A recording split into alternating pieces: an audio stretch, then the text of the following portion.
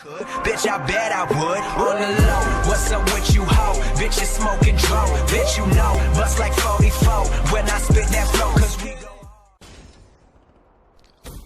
Hey, yo les gens, c'est Légende, comment allez-vous? On part ça super bien les gars. Alors aujourd'hui on se retrouve pour une toute nouvelle vidéo sur ma chaîne YouTube.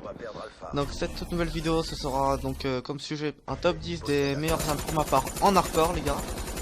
Donc pour commencer je vais vous présenter le gameplay. Donc le gameplay est une double nucléaire donc en groupe de 2, donc l'équivalent au solo dans la performance. Je suis encore accompagné de à Monet, donc merci à toi de m'avoir aidé à réaliser la double nuque.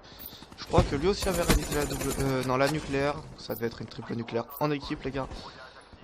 Bon en tout cas je te remercie. Et puis on va pas s'attarder plus sur le gameplay. J'étais à la Razorback, donc voilà. Chargeur rapide, chargeur grande capacité je crois. Et une poignée ergonomique. Et en atout vraiment plus que j'avais les gars. C'est pas grave, comme je vous l'ai dit, c'est pas le sujet de la vidéo. Pour ce qui sera du sujet, comme je vous l'ai dit, un top 10 des meilleures armes en hardcore, donc c'est un top 10 personnel, donc me dites pas dans les commentaires, ouais à ta place j'aurais mis, enfin vous pouvez me le dire ça, mais me dites pas, non celle-là va pas du tout là, enfin dites-moi plutôt, à ta place j'aurais mis celle-là, cet endroit, donc c'est un avis personnel. Donc on va commencer par la 10ème position, donc là, en 10ème position je mettrai l'ICR1 les gars. Donc c'est une arme assez cheatée, un fusil d'assaut, donc assez cheaté depuis la dernière mise à jour, parce qu'il a beaucoup moins d'hit-marker, mais il a pas beaucoup de dégâts toujours les gars, franchement c'est une petite arme on va dire. En deuxième position je mettrai la Faro parce que depuis la dernière mise à jour je trouve qu'elle a été baissée, elle met énormément d'hit marqueurs les gars. Il faut au moins 2 rafales maintenant j'ai l'impression en hardcore en long shoot pour tuer un ennemi. Donc avant il m'en fallait beaucoup moins. En 8ème position je mettrai bien le Brecci.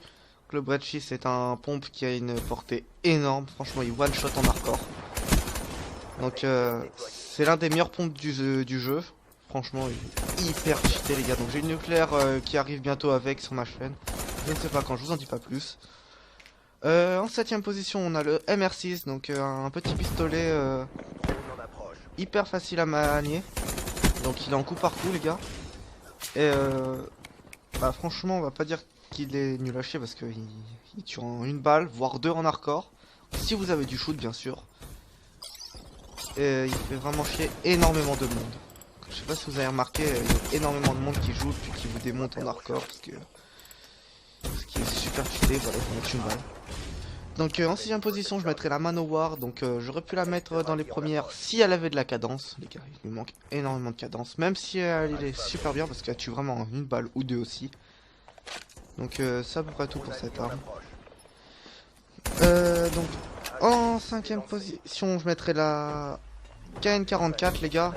Donc un fusil d'assaut qui est vraiment très bien. Enfin, franchement il est hyper bien ce fusil d'assaut.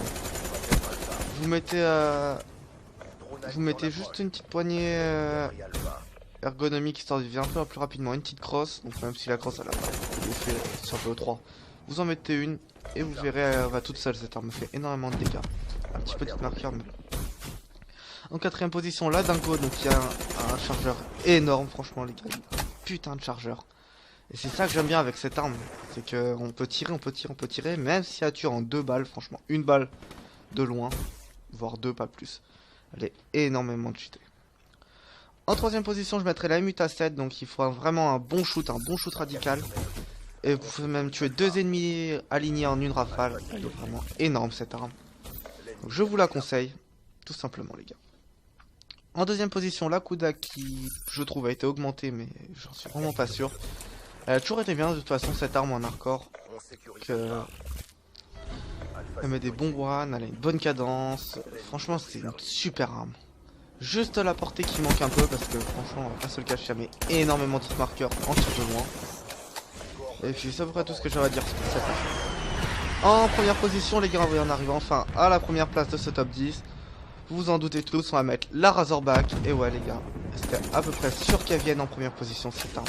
Puisqu'elle fait énormément de dégâts, pas mal de portée. Même si je trouve ces derniers temps qu'elle a été baissée, parce que